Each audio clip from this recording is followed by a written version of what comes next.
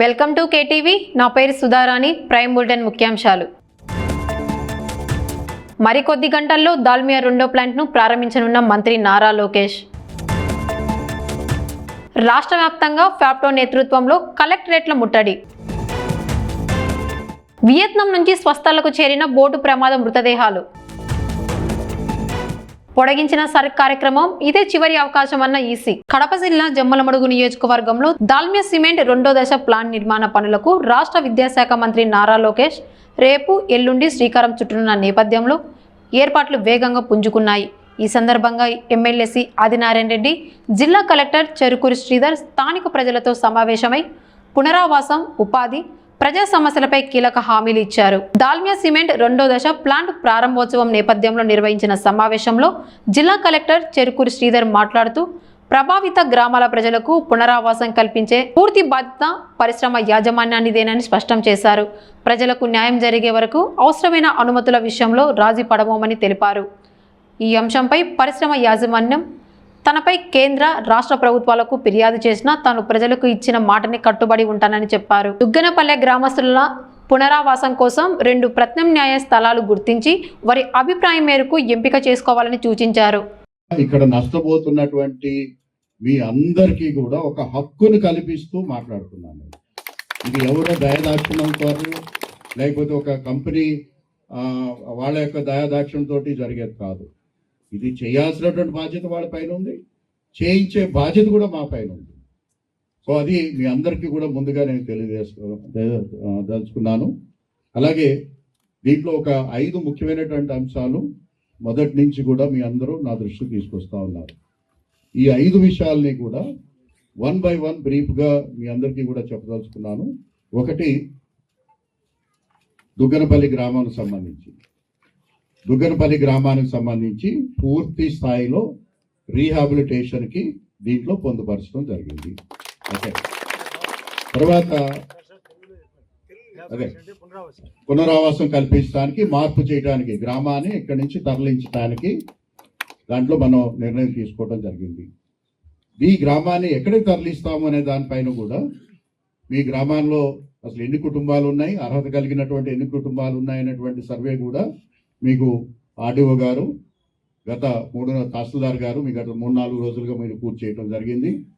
అలాగే ఏ గ్రామాన్ని ఎక్కడికి తరలించాలనే దానిపైన కూడా మీ గ్రామానికి ఒక 2 ఆప్షన్స్ కూడా భూములను ఐడెంటిఫై చేసి మీకు ఇవ్వటం జరిగింది. దాంట్లో మీరందరూ కూడా నేను కోరుకునేది ఏంటంటే అవకాశాన్ని ఇవ్వటం జరిగింది. దీంట్లో మిమ్మల్ని అందరినీ కోరుకునేది ఏంటంటే, నీ పేరేంటమ్మా? వినోద్, నువ్వు చేయాల్సిన సహకారం ఏంటంటే గ్రామస్తులందరినీ కూడా కూర్చోబెట్టుకొని ఆ చూపించినటువంటి 2 స్థలాలకి వెళ్ళండి. ఏది మీకు అనుకూలంగా ఉంటుందో, ఏది మీకు భవిష్యత్తుకి అనుకూలంగా ఉంటుందో దాన్ని మీరు ఎంపిక చేసుకున్నట్టయితే, ఆ ఎంపిక చేసుకున్న తర్వాత మీరు మీ లేకపోతే అలిగేషన్స్ కానీ చేస్తూ వచ్చారు. అయితే వాటన్నిటికీ మేము స్పందించదలుచుకోలేదు. ఎందుకంటే మేము స్పందించేది ఏదైనా కూడా పని ద్వారా లేకపోతే పేపర్ ద్వారా మాత్రమే.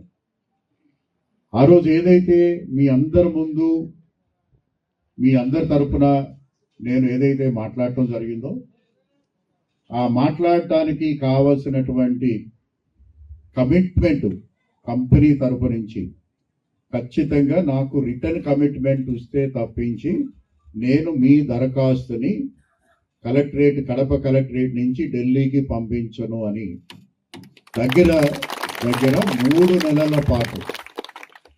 నెలల పాటు వాళ్ళతోటి ఒక రకంగా నేను యుద్ధం చేశాను. ఎందుకంటే వారు మిగిలినటువంటి ప్లాంట్లో ఎక్కడ కూడా ఇటువంటి నిర్ణయాలు, ఇంత డబ్బు ఖర్చు పెట్టినటువంటి దాఖలాలు లేవు.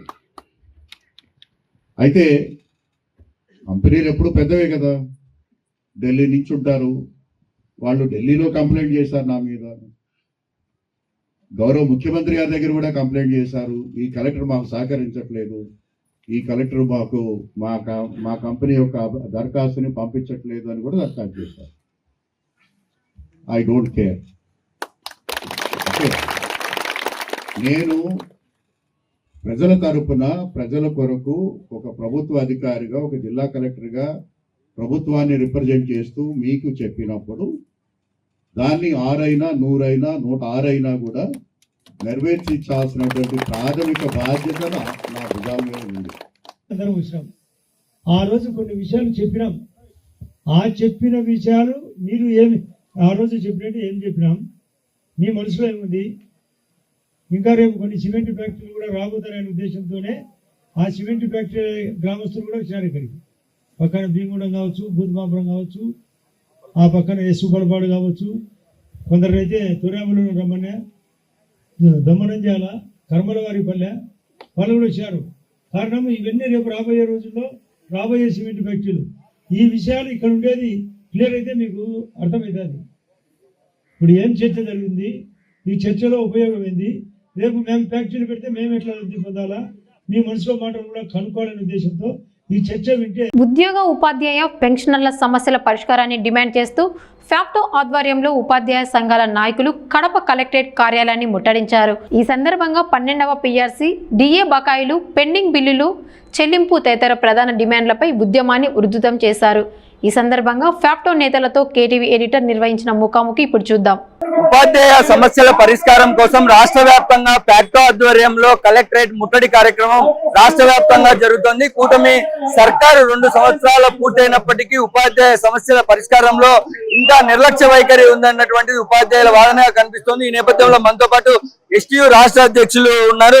సార్ చెప్పండి, అసలు ఈ ఫ్యాప్టో నేతృత్వంలో జరుగుతున్న ఈ ఆందోళనకు ప్రధాన కారణం ఏంటి? ప్రభుత్వంలో అధికారంలోకి రాకముందు మా ఉద్యోగులు ఉపాధ్యాయులకు సంబంధించినటువంటి సమస్యలన్నీ మా దృష్టిలో ఉన్నాయి.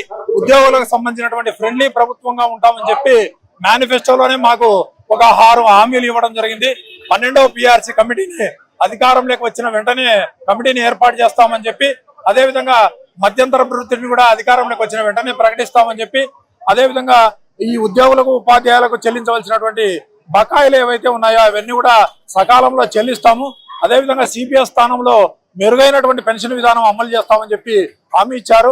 అదేవిధంగా పెన్షనర్లకు సంబంధించి కూడా పెన్షన్ కార్పొరేషన్ ఏర్పాటు చేస్తామని చెప్పినారు. కానీ ఈ 2 సంవత్సరాల కాలం అయిపోతున్నప్పటికీ కూడా ఏ సమస్యను కూడా పూర్తి స్థాయిలో పరిష్కారం చేయలేదు. ఫ్యాప్టో చేసినటువంటి కొన్ని పోరాట కార్యక్రమాల వల్ల కొన్ని బకాయిలు చెల్లించారు తప్ప ఏ అంశం కూడా పూర్తి స్థాయిలో చేయలేదు. కాబట్టి మేము రోడ్లు ఎక్కాల్సినటువంటి పరిస్థితి వచ్చింది.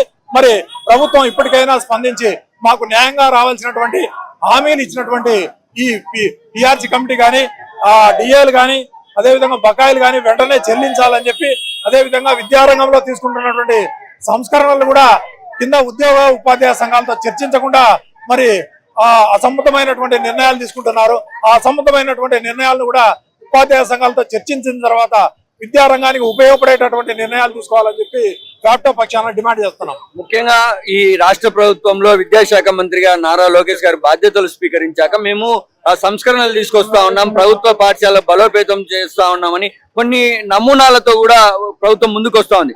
ఈ సమయంలో ఉపాధ్యాయ ఆందోళన దేనికి సంకేతంగా చూడొచ్చు అంటారు?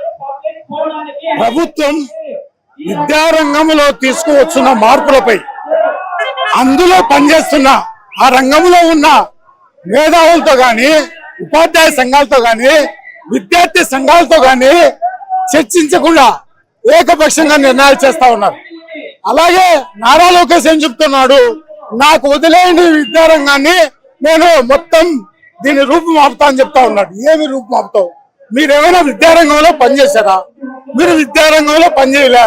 అలాగే మీరేమైనా విద్యారంగంలో పనిచేస్తున్న వాళ్ళతో ఏమైనా చర్చలు జరుపుతున్నారా? అది చేయడంలా. మీరు కొంతమంది అధికారులకు విద్యారంగాన్ని కట్టబెట్టి వాళ్ళు ఏది చెప్తే మీరు అది అమలు చేయాలని చూస్తా ఉన్నారు. దానివల్ల గత ప్రభుత్వం తగిన మూల్యం చెల్లించుకుంది. మీరు కూడా ఇప్పటికైనా స్పందించి విద్యారంగ సమస్యల పైన కావచ్చు, లేదా ఉపాధ్యాయ సమస్యల పైన కావచ్చు, మీరు కూర్చొని మాట్లాడాలా. మేము మా సమస్యలు పరిష్కరించమంటే నారా లోకేష్ గారు చెప్తా ఉన్నారు, మీరు ముందు 100% అటెండెన్స్ కావడం లేదని చెప్తా ఉన్నారు. 100% అటెండెన్స్ కు దీనికి ఏమి సంబంధము, ఏమి పొంతన ఉందని మేము నారా లోకేష్ ను ప్రశ్నిస్తా ఉన్నాం. అలాగే ఇప్పుడు ఉపాధ్యాయుల పైన టెట్ అనే ఒక దాన్ని తెచ్చారు. ఎక్కడో పార్లమెంటులో చట్ట సవరణ చేస్తే అయిపోయే పని ఈరోజు దేశవ్యాప్తంగా ఉపాధ్యాయులు బోధన కంటే మేము టెట్ ఎలా పాస్ కావాలా అని ఆందోళనలో ఉన్నారు. ఇది ఈ ప్రభుత్వం పాలకులు గుర్తించాలి. మేము ప్రభుత్వాలకు, పార్టీలకు, పాలకులకు వ్యతిరేకం కాదు. మా హక్కులకు భంగం కలిగినప్పుడు విద్యారంగ వినాశకర విధానాలు అవలంబించినప్పుడు మాత్రమే ఈ పోరాటాలు చేస్తామో తెలియజేస్తాం. ఫ్యాక్టోలో ఎన్ని సంఘాలు ఉన్నాయి? అసలు ఈ ఉపాధ్యాయ సంఘాలకు సంబంధించి ఎలాంటి ప్రణాళికతో మీరు ముందుకు పోబోతున్నారు? దాదాపుగా ఫ్యాక్టో 12 భాగస్వామ్య పక్షాలతోటి ఈ రోజు రాష్ట్ర వ్యాప్తంగా అన్ని కలెక్టరేట్లను మరి ప్రభుత్వం మాకు ఏదైతే హామీ ఇచ్చిందో హామీ మేరకు ఈ రోజు 2 సంవత్సరాలు పూర్తయినా కూడా ఇప్పటి వరకు ఎటువంటి హామీలు ఉద్యోగ ఉపాధ్యాయులకు నెరవేరలేదని ఈ రోజు ధర్నా కార్యక్రమం నిర్వహిస్తున్నాము. మరి 2 సంవత్సరాలు దాటినా కూడా పిఆర్సీ దాదాపు 3 సంవత్సరాలు దాటినా కూడా ఇప్పటికీ కూడా ఐఆర్ గాని పిఆర్సీ కమిటీ గాని వేయకపోవడం చాలా బాధాకరం. దాదాపుగా మళ్ళీ 5వ డిఏ వచ్చింది. 5 డిఏలు పెండింగ్. చాలా మంది ఉపాధ్యాయులకు ఆర్థిక భారం అవుతా ఉంది. మరి ఒక ఇంక్రిమెంట్ తప్ప ఏది కూడా ఆర్థికంగా మరి పెంపొందించే విధంగా ఏ ఉపాధ్యాయునికి ఉద్యోగందరికీ న్యాయం జరగలేదు. మరి ప్రభుత్వం ఇప్పటికైనా కూడా ఉపాధ్యాయ ఉద్యోగ కార్మిక వర్గాల బాధలను ఆందోళనను గుర్తించి మరి ఉపాధ్యాయులకు ఇవ్వాల్సినటువంటి 12వ పిఆర్సీని వెంటనే ప్రకటించి లేదా కమిటీని నియమించి ఐఆర్ 30% తక్కువ లేకుండా ఇవ్వాలని, మరి భోజనేతర కార్యక్రమాలను ఉపాధ్యాయులకు నియమించకుండా మరి ప్రశాంతంగా బోధన జరిగే విధంగా సహకరించాలని, మరి పెండింగ్ డిఏలను అరియర్స్ ను వెంటనే ఇవ్వాలని, మరి సరళతరంగా అంటే టెట్టు ఏదైతే ప్రత్యేక టెట్టును ప్రభుత్వం ఇస్తుందో తొందరగా షెడ్యూల్ ప్రకటించి ఉపాధ్యాయులందరికీ కూడా ప్రత్యేక టెట్టు ద్వారా పరీక్ష నిర్వహించాలని రాష్ట్రోపాధ్యాయ సంఘం తరఫున డిమాండ్ చేస్తా ఉన్నాం. సార్, ఈ ఫ్యాక్టోలో ప్రధానోపాధ్యాయుల సంఘంగా కూడా మీరు చాలా యాక్టివ్ గా ఉన్నటువంటి పరిస్థితి కనిపిస్తుంది. ప్రధానోపాధ్యాయులకు ప్రభుత్వం నుంచి ఎలాంటి డిమాండ్లు ఉన్నాయి? ప్రభుత్వం ఎలా స్పందిస్తుంది? ఫ్యాక్టో ఆధ్వర్యంలో 28 జిల్లాల్లో జరిగేటువంటి ఆందోళన కార్యక్రమంలో భాగంగా ప్రధానోపాధ్యాయ సంఘం కూడా భాగస్వాములు కావడం జరిగింది. ప్రధానోపాధ్యాయ సంఘం ప్రధానంగా పాఠశాలలో వియత్నాంలో జరిగిన బోటు ప్రమాదంలో మృతి చెందిన కడప జిల్లా వాసి ముడియం శ్రీధర్ మృతదేహం స్వగ్రామానికి చేరుకుంది. ప్రభుత్వ ఆదేశాల మేరకు జిల్లా యంత్రాంగం ప్రత్యేక ఏర్పాట్లు చేసి ముంబై నుంచి హైదరాబాద్కు, అక్కడి నుంచి ప్రత్యేక అంబులెన్స్లో కడపకు తరలించింది. మృతదేహానికి జిల్లా కలెక్టర్ చెరుకూరి శ్రీధర్ నివాళులు అర్పించి కుటుంబ సభ్యులను పరామర్శించారు. వియత్నాంలో జరిగిన విషాదకర బోటు ప్రమాదంలో ప్రాణాలు కోల్పోయిన కడప జిల్లా వాసి ముడియం శ్రీధర్ మృతదేహాన్ని ప్రభుత్వ ఆదేశాల మేరకు జిల్లా అధికారులు స్వగ్రామానికి చేర్చారు. ముంబై నుంచి హైదరాబాద్కు చేర్చిన మృతదేహాన్ని ప్రత్యేక అంబులెన్స్లో కడపకు తీసుకువచ్చి కుటుంబ సభ్యులకు అప్పగించారు. ఈ సందర్భంగా జిల్లా కలెక్టర్ చెరుకూరి శ్రీధర్ మృతదేహానికి పుష్పాంజలి ఘటించి నివాళులు అర్పించారు. అనంతరం శ్రీధర్ కుటుంబ సభ్యులను పరామర్శించి ప్రగాఢ సానుభూతి వ్యక్తం చేస్తూ ధైర్యం చెప్పారు. బాధిత కుటుంబానికి ప్రభుత్వం అన్ని విధాల అండగా ఉంటుందని హామీ ఇచ్చారు. మృతుడి కుటుంబానికి ఆర్థిక సాయం అందించే అంశంపై రాష్ట్ర ప్రభుత్వం నిర్ణయం తీసుకుంటుందని కలెక్టర్ శ్రీధర్ చెరుకూరి తెలిపారు. ఈ కార్యక్రమంలో జిల్లా అధికారులు పాల్గొని నివాళులు అర్పించారు. కడప నగరానికి చెందిన శ్రీధర్ వియత్నాంలో లావా మొబైల్స్ వాళ్ళ ట్రిప్పుకు పోయి అక్కడ పడవ మునకలో చనిపోవడం చాలా బాధాకరం. కడప నగరవాసి, కడప నగరంలో మొబైల్ షాప్స్కి కానీ అదేవిధంగా దానికి సంబంధించిన స్పేర్ పార్ట్స్ వాళ్ళకి కానీ చాలా సాయం చేసేవాడని చెప్పి ఇక్కడ ఉన్న వాళ్ళంతా చెప్తూ ఉన్నారు. ప్రతి ఒక్కరి కోసం ఆ మొబైల్స్ అనే వ్యవస్థ కోసం కడప నగరంలో ఉన్న వాళ్ళకందరికీ కూడా సహాయం చేశాడని చెప్తున్నారు. చాలా దురదృష్టం. ఆ కుటుంబానికి అన్ని రకాలుగా కూడా ప్రగాఢ సానుభూతి తెలియజేస్తున్నాం. ఏదైనా అవసరానికి తప్పకుండా వాళ్ళకి అందుబాటులో ఉండి భవిష్యత్తులో వాళ్ళ అవసరాలకు మేము కూడా వ్యక్తిగతంగా ఇక్కడ అండగా ఉంటామని చెప్తున్నాం. అదేవిధంగా ఈరోజు ప్రభుత్వం తక్షణం స్పందించి ముఖ్యంగా నారా లోకేష్ గారు చొరవ తీసుకొని ఈరోజు బాడీ వచ్చేదానికి 3 రోజుల్లోనే వియత్నాం నుంచి కడపకు తీసుకురావడం అంటే ప్రభుత్వం కూడా కృషి చేసింది. అదేవిధంగా ప్రభుత్వం కూడా ఈ చనిపోయిన కుటుంబాలకు తొందరలో ఏదో ఒక రకంగా ఆర్థిక సాయం చేసే ప్రకటన కూడా చేస్తుందని చెప్పి మా దృష్టికి వచ్చింది. తప్పకుండా అది కూడా వచ్చిన తర్వాత తెలియజేస్తాం. వాళ్ళ కుటుంబానికి అండగా ఉంటాం. మొబైల్స్ అసోసియేషన్ వాళ్ళు కూడా నగరంలో ఉన్న వాళ్ళందరూ కూడా కొంత మానవతా దృక్పథంతో కొంత సాయం చేయకుండా పిల్లలు చదువుకుంటున్నారు. వాళ్ళ భవిష్యత్తు కోసం మేము కూడా అండగా ఉంటాం తప్పకుండా. వియత్నాంలో జరిగిన విషాదన ఘటనలో శ్రీధర్ గారు మరణించడం చాలా విషాదం. కుటుంబము దిక్కులేనిదైపోయింది. ఇది అనూహ్య సంఘటన. వెళ్ళిన వాడిని తీసుకురాలేరు, కానీ ప్రభుత్వం తరపు నుంచి బాధిత కుటుంబానికి అందవలసిన సాయం గురించి తప్పకుండా కలెక్టర్ గారితో ప్రభుత్వంతో మాట్లాడతాము, వాళ్ళకు అండగా ఉంటాము. అలాగనే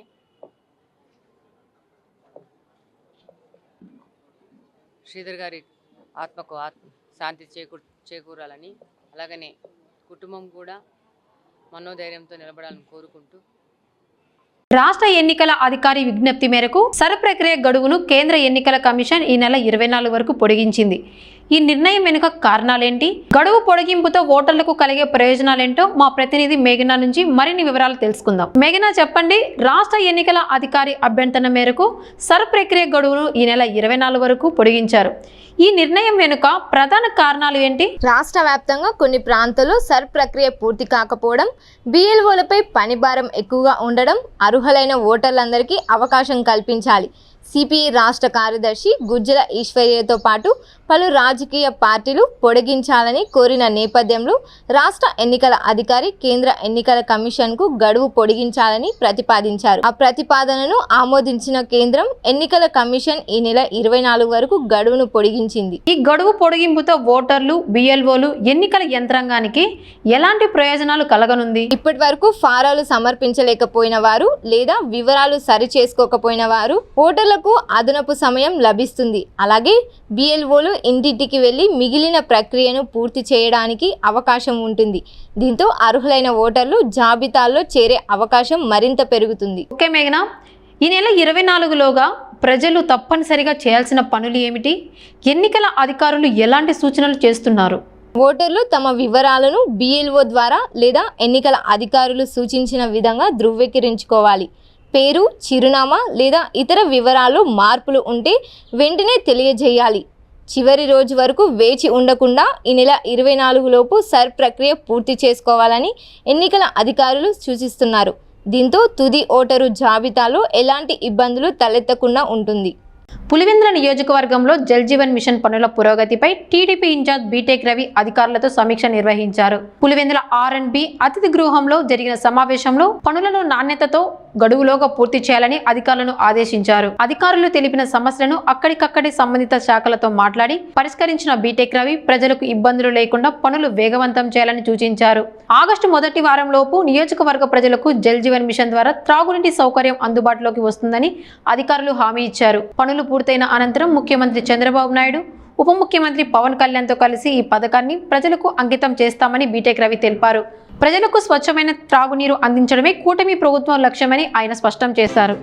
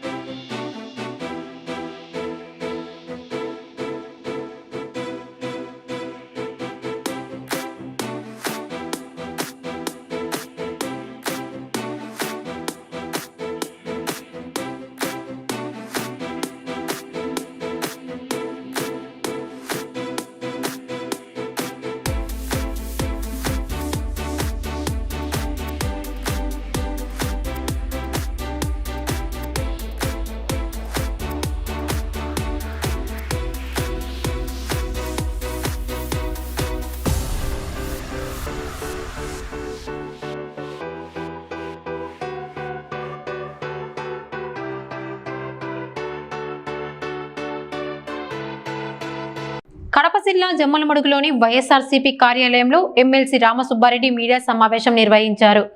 దాల్మియా సిమెంట్ 2వ దశ అనుమతుల అంశంలో జిల్లా కలెక్టర్ చేసిన వ్యాఖ్యలను ఆయన తీవ్రంగా తప్పుబట్టారు. దుగ్గనపల్లి R&R ప్రక్రియలోనూ రైతులకు అన్యాయం జరుగుతోందని ఆరోపించారు. అటు స్థానిక రైతులు కూడా పరిహారం, భూ సమస్యలపై తమకు న్యాయం చేయాలని ప్రభుత్వాన్ని కోరారు. వాళ్ళు ఏమో రాజకీయ లబ్ధి కోసమో ఏ కారణం చేతనో ఎన్ని కావాలని చేస్తున్నారని నేను ప్రజల సమక్షంలో వచ్చేదానికి సిద్ధంగా ఉన్న కలెక్టర్ గారిని, భూపేష్ గారిని, ఆదినారాయణ రెడ్డిని రమ్మను. నేను రాజకీయ కోతరం చేస్తున్నానో, ప్రజల సమస్యలు పరిష్కారం కావాలని నిజాయితీగా పనిచేస్తున్నామో అక్కడ ప్రజల సమక్షంలోనే అవన్నీ కూడా వాస్తవాలు బయటకు వస్తాయి. మీరు రండి, ధైర్యం ఉంటే చేయండి. మీరు చేస్తే మంచి చేయండి, ఎవరొద్దన్నారు? మీరు బయటికి ఒకటి చెప్పి ఢిల్లీకి ఒకటి రిపోర్ట్ రాసి అమాయక ప్రజలను మోసం చేయడం ఎంతవరకు కరెక్ట్ అని చెప్పి కలెక్టర్ గారిని నేను ప్రశ్నిస్తూ ఉన్నా. ఇదే విషయం ఇప్పుడు ప్రజలు నన్ను వచ్చి అడుగుతున్నారు, సార్ ఇంత మోసంగా 10 లక్షలు అంటారు. మా భూములు అప్పుడే దాల్మియా ఫస్ట్ కొన్నప్పుడు 1,20,000 ఉంటే 4-5 లక్షలు మాగాని భూములు మాగిపోయేవి. ఈరోజు ఫ్యాక్టరీ నిర్మాణం లేకపోతే ఈరోజు 20 నుంచి 30 లక్షలు పోతాయి మా భూములు, 2 పంటలు పండే భూములు. ఈరోజు మేము అమ్ముకుంటే కొనేవాళ్ళు లేడు, గుత్తకిచ్చే తీసుకునేవాడు లేడు, పంట వేస్తే పెట్టే పెట్టుబడి చేతికి రాని పరిస్థితి. 15 సంవత్సరాల నుంచి నరకం అనుభవిస్తున్నాం. ఫ్యాక్టరీ రావాలా, ఫ్యాక్టరీ వస్తే మా జీవితాలు బాగుపడతాయని చెప్పి మేమందరం కూడా సహకరించిన రైతులకే ఇంత అన్యాయం చేస్తుంది దాల్మియా యాజమాన్యం. చాలా నిరంకుశంగా మానవత్వం లేకుండా ప్రవర్తిస్తుందని చెప్పి దాల్మియా యాజమాన్యం ప్రవర్తిస్తుందని అందరూ చెప్తున్నారు. ఎన్ని దాల్మియా యాజమాన్యానికి వ్యతిరేకం కాదే, ఫ్యాక్టరీ రావాలనే కదా మేమంతా భూములు ఇచ్చింది, ఆ రోజు సహకరించింది. రాజకీయాలు కాకుండా ఇదేదో నేను కూటమి నాయకులకు సంబంధించి తెలుగుదేశం పార్టీ కానీ బీజేపీ ఆ గ్రామంలో ఉన్నటువంటి నాయకులు కానీ బయట నాయకులను కూడా ఒకటే ఆలోచన చేయమంటున్నాను. నేను రాజకీయం చేయట్లేదు, రైతులకు న్యాయం జరగాలని స్పష్టంగా నేను రైతుల తరఫున అండగా ఉంటే 8 సంవత్సరాల నుంచి పోరాటం అందరం కలిసి పోరాటం చేస్తున్నాం. మీరు తెలుగుదేశం పార్టీ కానీ బీజేపీ నాయకులు కార్యకర్తలు ఒక్కసారి ఆలోచన చేసి మీరు మాట్లాడే మాట వల్ల మీ సోదరులకు మీకే నష్టం జరుగుతుంది, మీ గ్రామస్తులకే నష్టం జరుగుతుంది. రాజకీయాలు పక్కన పెట్టండి. ఆదినారాయణ రెడ్డి భూపేశం మంచి చేసి ఓట్లు ఏమని తిరిగి అడగండి, తప్పులేదు. కానీ ప్రజల సమస్య పరిష్కారం చేయాలని పోరాటం చేసే దాంట్లో మీరు దీన్ని తప్పుదోవ పట్టే విధంగా వాస్తవాలకు విరుద్ధంగా మీ గ్రామస్తులకు మీకే అన్యాయం జరిగే విధంగా మాట్లాడడం కరెక్ట్ కాదు. మీరు రాజకీయాలు కావాలంటే నన్నైనా విమర్శించండి, ఎవరినైనా విమర్శించండి. మీరు ఆదినారాయణ మంచి చేస్తే పొగడండి, ఊరు తిరిగి చెప్పండి. అంతే తప్ప మీకు అన్యాయం జరిగే విధంగా మీకు మీరే అన్యాయం చేసుకునే విధంగా మాట్లాడొద్దని చెప్పి రాజకీయం మాట్లాడడం తప్ప రైతులకు అన్యాయం జరిగే విధంగా మాట్లాడొద్దని నేను వాళ్ళకి కూడా కోరుతా ఉన్నా. కాబట్టి నేను కలెక్టర్ గారు నిన్న కూడా చాలా ఇంతవరకు లెటర్ ఎందుకు ఇవ్వలేదు నేను కూడా చెప్తున్నా. ఢిల్లీకి మినిట్స్లో మీరు చెప్పిన దాంట్లో దాల్మియా రాసిచ్చిన లెటర్ ఇట్లా రాసిచ్చిందని మినిట్స్లో ఎందుకు పొందుపరచలేదు? రైతులు ఎన్నిసార్లు లెటర్ పెట్టినా ఏం లెటర్ మీకు రాసిచ్చిందని రైట్ టు ఇన్ఫర్మేషన్ అడిగితే మీరు ఎందుకు ఇవ్వట్లేదు? దాల్మియా యాజమాన్యంలో ఢిల్లీకి లెటర్ రాస్తే ఈసీ అప్లై చేసినప్పుడు ఏం రాయాలా? దానికి ఒక కాలం ఉంటుంది. ఇక్కడ ఏమైనా వంకలు వాగులు సహజ వరద ప్రవాహానికి అడ్డంగా మీ ఫ్యాక్టరీ నిర్మాణం చేస్తే ఏమన్నా ఇబ్బంది ఉంది అంటే అప్పటికే లోకాయుక్త ఆర్డరు, ఇరిగేషన్ డిపార్ట్మెంటు ఈ ఫ్యాక్టరీ నిర్మాణం లొకేషన్ తప్పు, దానివల్లనే రైతులకు పంట పొలాలకు నష్టం జరుగుతున్నాయి, గ్రామాలు మునుగుతున్నాయని చెప్పి రిపోర్టు ఉన్నప్పటికీ కూడా దాన్ని దాచిపెట్టి మా ఫ్యాక్టరీ వల్ల ఏ నష్టం జరగలేదని చెప్పి ఢిల్లీకి దీంట్లో ఒక కాలంలో నింపి వాళ్ళు పంపిన తప్పుడు రిపోర్ట్లు పంపించారు. అది పంపించిన తర్వాత మేము కూడా రైతులందరూ కూడా హైకోర్టుకు 2 సార్లు వెళ్ళారు. దాంట్లో హైకోర్టు కూడా వీళ్ళ ఇబ్బందులన్నీ లోకాయుక్త ఆర్డర్ ప్రకారం పరిశీలించమని చెప్పింది.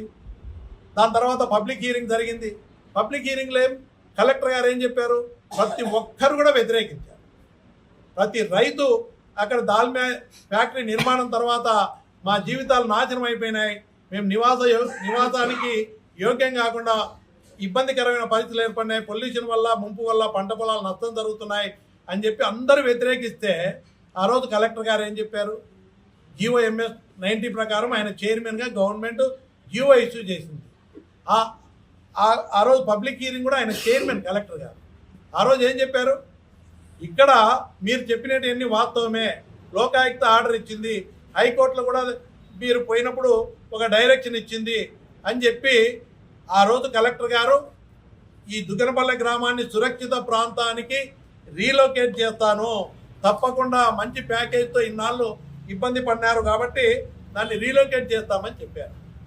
తర్వాత ముంపుకురేటువంటి పంట పొలాలు ఏవైతే ఉన్నాయో మీరు ఎవరైతే నష్టం జరుగుతుంది అనుకుంటున్నారో ఆ రైతులు మీరు ఇస్తే దాల్మియా కొనే విధంగా ముందుకు వచ్చిందని చెప్పారు. తర్వాత దెబ్బతిన్న ఇళ్ళకి నష్టపరిహారం R&B డిపార్ట్మెంట్ పంపించి ఏ ఇంటికి ఎంత నష్టం జరిగిందో ఎస్టిమేట్ వేసి రాష్ట్రాన్ని అభివృద్ధి పథంలో నడిపించేందుకు కూటమి ప్రభుత్వం కట్టుబడి ఉందని పరిశ్రమల శాఖ మంత్రి టీజీ భరత్ అన్నారు. అమృత్ 2.0 పథకంలో భాగంగా కర్నూలులో 150 కోట్ల వ్యయంతో నిర్మించనున్న మురుగునీటి శుద్ధి కేంద్రానికి ఆయన భూమి పూజ చేశారు. ఈ సందర్భంగా రాష్ట్ర అభివృద్ధి మౌలిక వసతుల కల్పనపై ప్రభుత్వం ప్రత్యేక దృష్టి సారించిందని మంత్రి పేర్కొన్నారు. 30 MLD దాదాపు 150 కోట్లతో దీంతో కెపాసిటీ ఫర్ కర్నూలుకి వచ్చి 50 MLD అవుతుందన్నమాట. ముఖ్యంగా ఏమంటే డ్రైనేజ్ సిస్టమ్ అనేది డైరెక్ట్ తుంగభద్ర వాటర్లో వెళ్ళిపోతుంది. అక్కడ ఈవెన్ పుష్కరాలు ఉన్నప్పుడు కూడా చాలా ప్రాబ్లం ఫేస్ చేయాల్సి వచ్చింది. ఎందుకంటే మనకి డౌన్ స్ట్రీమ్లో వచ్చింది, అంటే వాటర్ ఇట్లా ఫ్లో ఉంటుంది కాబట్టి ఈ డ్రైనేజ్ సిస్టమ్ అంతా అక్కడే కలిసేది, అక్కడే ప్రాబ్లం. అప్పుడు కూడా చాలా కష్టాలు ఫేస్ చేశారు అప్పుడు లాస్ట్ టైం పుష్కరాల్లో. ఎందుకంటే ఆ డ్రైన్ వాటర్ని డైవర్ట్ చేసేకి నానా తిప్పలు పడినట్టు గుర్తుంది నాకు.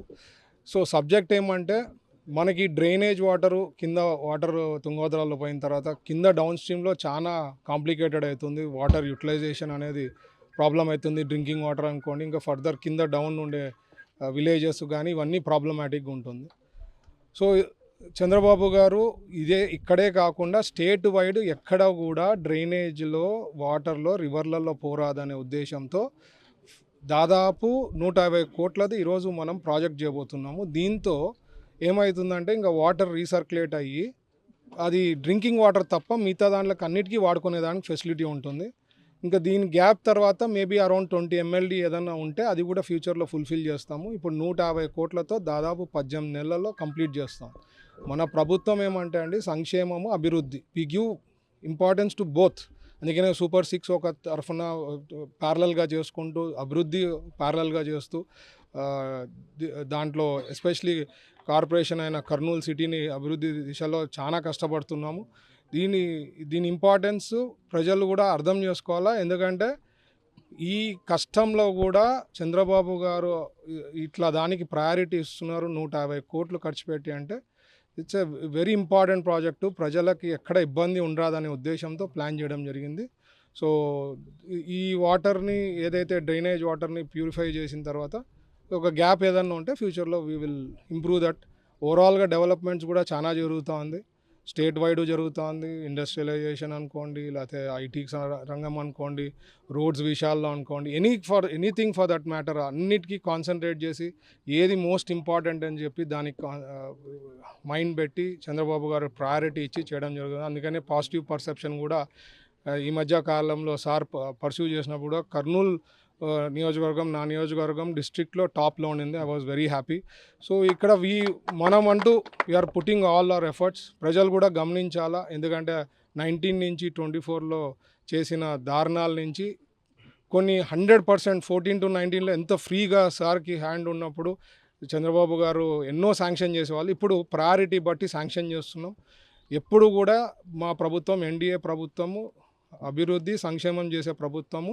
ఇట్లా ప్రభుత్వాలు కంటిన్యూ చేస్తే స్టెబిలిటీ ఉంటుంది, ఫ్యూచర్ అనేది చాలా బాగుంటుంది. కాబట్టి ప్రజలు ఎప్పుడు ఈ ఆశీర్వాదం ఎప్పుడు ఉంటుంది, ఎనీ ఎలక్షన్ వచ్చినప్పుడు మీ ఆశీర్వాదాలు మా పైన ఉండాలనేది కోరుకుంటున్నాను. Thank you. పార్వతీపురం జిల్లా కలెక్టర్ కార్యాలయం ఎదుట ఏఐఎస్ఎఫ్ ఆధ్వర్యంలో గిరిజన విద్యార్థుల సమస్యల పరిష్కారం కోసం ఆందోళన చేపట్టారు. పెండింగ్లో ఉన్న ఫీజు రియంబర్స్మెంట్ను వెంటనే విడుదల చేయాలని, వసతి గృహాల మెస్ ఛార్జీలను పెంచాలని డిమాండ్ చేశారు. ఈ సందర్భంగా ఏఐఎస్ఎఫ్ రాష్ట్ర అధ్యక్షుడు జి వలరాజు మాట్లాడుతూ ఎన్నికల సమయంలో ప్రకటించిన సూపర్ 6 హామీలు ఏమయ్యాయని ప్రభుత్వాన్ని ప్రశ్నించారు. విద్యార్థుల సమస్యలను వెంటనే పరిష్కరించాలని ప్రభుత్వాన్ని కోరారు. అఖిల భారత విద్యార్థి ఫెడరేషన్ ఏఐఎస్ఎఫ్ నేతృత్వంలో రాష్ట్ర వ్యాప్తంగా విద్యారంగ సమస్యలు పరిష్కరించాలని అన్ని జిల్లా కలెక్టరేట్ కార్యాలయం ఎదుట ఆందోళన కార్యక్రమానికి శ్రీకారం చుట్టింది. అదే సందర్భంలో ఈరోజు పార్వతీపురం జిల్లాలో కూడా విద్యారంగ సమస్యలు పరిష్కారం చేయాలని చెప్పి ఆందోళన చేస్తా ఉన్నాం. మరి కూటమి ప్రభుత్వం అధికారంలోకి వచ్చినటువంటి 100 రోజుల్లో ఈ యొక్క రియంబర్స్మెంట్ విడుదల చేస్తాం. ఏదైతే 77 జీవోను రద్దు చేస్తాం. అదేవిధంగా మెడికల్ విద్యను కాపాడుతాం. మూతపడ్డ పాఠశాలలన్నింటినీ తెరిపిస్తాం.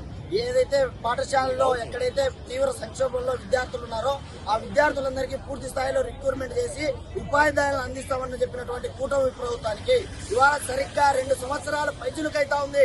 విద్యాశాఖ మంత్రి ఇవాళ రాష్ట్రంలో అబద్ధాల మంత్రిగా చలామణి అవుతా ఉన్నాడు, కార్పొరేట్ల మంత్రిగా చలామణి అవుతా ఉన్నాడు. ఈ రాష్ట్రంలో ప్రతి 6 మాసాలకు ఒకసారి విద్యార్థులు ఫీజు రియంబర్స్మెంట్ బకాయిల కారణంగా చచ్చిపోతా ఉన్నారు. మరి ఆశ్రమ పాఠశాలలో, ఆశ్రమ హాస్టల్లో, ఇవాళ గిరిజన హాస్టల్లో విద్యార్థులు మరణాలకు గురైతా ఉన్నారు. కానీ ఈ రాష్ట్రంలో విద్యార్థుల పక్షాన ఈ కూటమి ప్రభుత్వానికి కానీ, మంత్రి మండలికి కానీ, మంత్రులుగా ఉన్నటువంటి కానీ ఏ ఒక్కరికి కూడా సోయ లేకోకుండా ఈ రాష్ట్రంలో ప్రజాధనంతో ఆర్భాటాలకు ప్రకటనలు చేస్తూ విద్యార్థులను, తల్లిదండ్రులను మోసం చేస్తా ఉన్నారు. అందుకే ఆల్ ఇండియా స్టూడెంట్ ఫెడరేషన్ పోరాటం చేస్తా ఉంది. ఈ సాక్షాత్తు పక్కనే కురుపంలో ఉన్నటువంటి ఆశ్రమ పాఠశాలలో ఎస్సీ, ఎస్టీ, బీసీ సాంఘిక సంక్షేమ వసతి గృహాల్లో 100 మంది విద్యార్థులకు జాండీస్ వస్తే నీ ప్రభుత్వానికి పట్టదా, నీ మంత్రికి పట్టదా? అదే పాఠశాలలో, అదే హాస్టల్లో ఏఎన్ఎం పోస్టులు భర్తీ చేస్తా ఉన్నావు, ఒక్క పోస్టు భర్తీ చేయలేదు ఇప్పటికీ. ఇవాళ స్కూళ్ళన్నీ మెర్జీ చేసి 8,000 పాఠశాలలు మెర్జీ చేసి లక్షల మంది విద్యార్థులు ఇవాళ పాఠశాల విద్యకు దూరం అయ్యే విధంగా చేశావు. రియంబర్స్మెంట్ అందించకుండా మోసం చేస్తా ఉన్నావు. 77 రద్దు చేస్తా ఉన్నావు. ఇవాళ 2 సంవత్సరాలు అయిపోయింది, ఇంకెన్ని సంవత్సరాలు కావాలి? కాబట్టి నీ యొక్క బూటకు మాటలు నమ్మేటువంటి విద్యార్థులు ఈ రాష్ట్రంలో లేరు. అందుకే ఆల్ ఇండియా స్టూడెంట్ ఫెడరేషన్ పోరాటానికి సిద్ధమైంది. నువ్వు సూపర్ 6 అన్నావు, సూపర్ 6 అన్నావు, సూపర్ విజన్ అన్నావు. నీ సూపర్ 6 లేదు, సూపర్ విజన్ లేదు. నువ్వు డొల్ల విద్యాశాఖ మంత్రి. నీ యొక్క ప్రకటనల ప్రభుత్వానికి గుడ్ బై చెప్పడానికి విద్యార్థి లోకం పోరాటానికి సన్నద్ధమైంది. పైపెచ్చు మీరే డబుల్ ఇంజన్ సర్కార్ అంటా ఉన్నారు. మరి డబుల్ ఇంజన్ సర్కార్ అంటే మా యొక్క గిరిజన విద్యార్థుల అభ్యున్నతి మీరు ఆలోచిస్తా ఉన్నారా? ఆలోచిస్తా ఉంటే మరి డిగ్రీ కాలేజీ లేదే, ఇంజనీరింగ్ కాలేజీ లేదే, మెడికల్ కాలేజీ లేదే.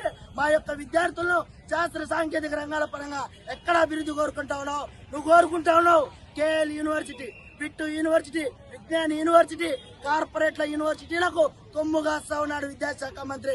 అందుకే all India student federation Ichchapuram నుంచి హిందూపురం వరకు పోరాటం చేస్తుంది, నీ అధికారాన్ని దించుతుందని చెప్పి ఈ సందర్భంగా హెచ్చరిక చేస్తా ఉన్నాం. జీవనరాజు, ఏఎస్ఎఫ్ రాష్ట్ర అధ్యక్షులు. ఇది ఇవాల్టి ప్రైమ్ బులెటిన్. చూస్తూనే ఉండండి కేటీవీ, ప్రతి వార్త ప్రజల పక్షం.